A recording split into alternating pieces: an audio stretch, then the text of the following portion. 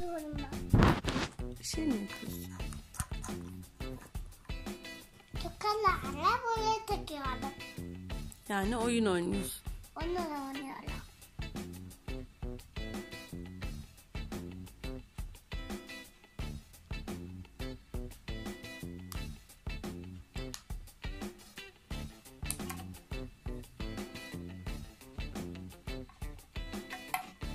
Buraya takacağım, tamam mı?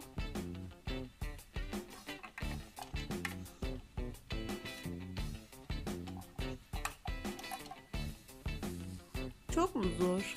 Doğru. Yapmak gerekiyor. Yapmak mı gerek? Zorlanıyor musun? Yanıyorum.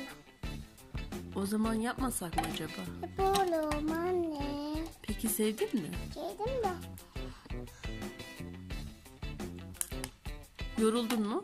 Olmadı. Yorulmadı. Ah, elimizle almıyoruz.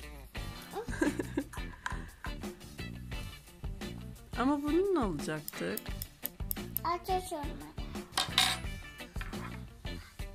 Baksana. Sen beni kandırıyorsun ama. Anlıyorum. Kandırıyorsun.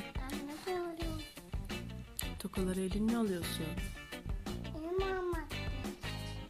Eline almak oluyor. Ama çünkü elini alıyorlar. Ama oyunumuz böyle değildi. Eline almadan olacaktı. Ama çıkar. Bunu almayalım çocuklar. Çocuklar bununla oynayabilirler. Onun için verdim sana.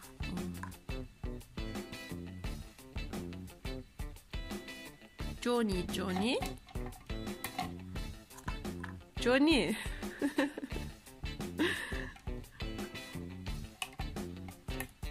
Kolaya kaçtın ama.